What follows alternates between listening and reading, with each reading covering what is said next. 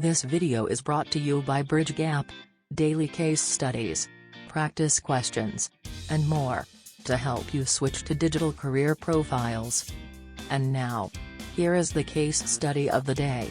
This video is a quick take on how do you actually research and structure and write a blog post. Okay, so the first thing is, and we are going to be taking an example. So this is an example of this particular blog post, which is around how MX Takatak, which is a short video app, outsmarted every other short video app in the market, right? So the context to this is that basically MX Takatak is now the most downloaded app in the Google Play Store, and hence this is a blog post which talks about the background and what it did to get there. So we are going to be using this as an example.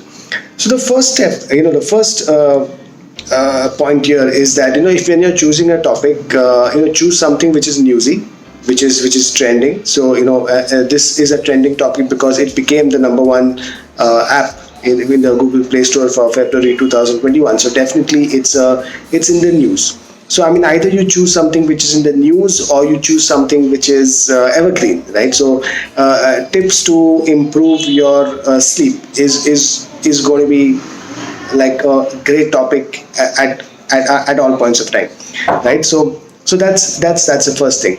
The second thing is the headline. Right. So what is the blog post headline? I would not go to the extent of saying to make it a clickbait, but I think you get the idea. The idea is to encourage people to click on the blog post, because this is going to be shared on social media. The idea of making a blog post is that you share it on social media and that it starts ranking on Google, right? So choosing a title which can encourage people to click on the article is going to be always helpful. The next thing is to use as much, of course, as long as they're relevant. Try to piggyback on good images, good videos, good infographics already done by someone else, right? So there is, it doesn't. You don't lose anything. I mean, the only your expertise will then be basically how you give an opinion on those.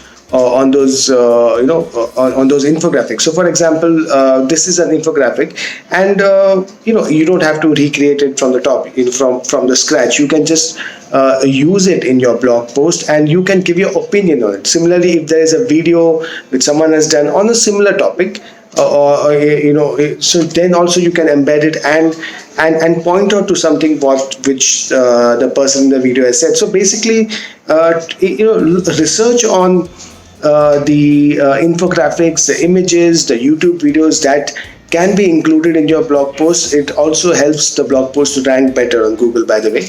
So that's the next thing. Talking about things which you can include in your blog post, it's also a good idea, and you see this a lot of prominent bloggers doing this. They including GIFs, like the one that you're seeing here. The best place to look for these is a site called Giphy, GIPHY.com.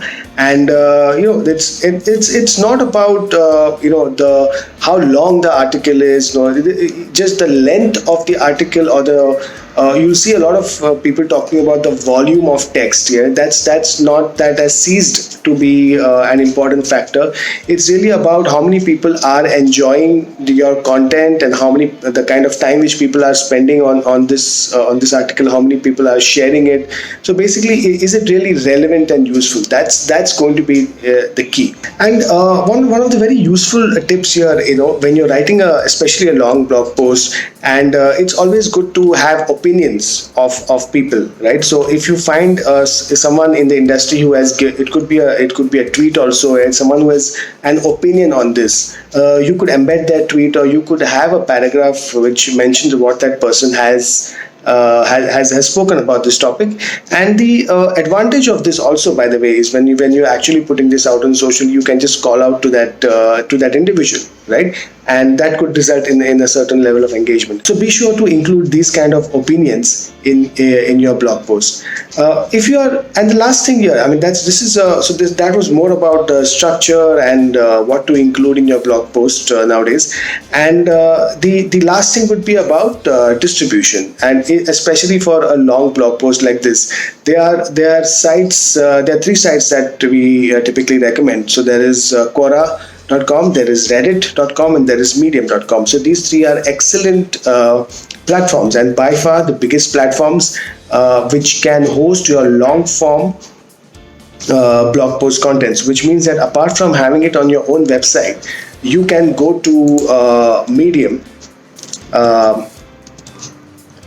This is Medium.com, and you can put it up here. I mean, this platform has the right audience. I mean, the audience here is looking for long form content, long blog posts, which can and so this is like a ready-made audience for your blog post. Okay, so given all this, the case study task for today is that you'll find a blog post link given on this page. So the task is to kind of reimagine this blog post. If you had to do this blog post today, how in this pandemic, how would you change the title? How would you change the content? What kind of images will you put? Can you kind of, what kind of opinions will you put? And so that's really the case study task of the day. Thank you.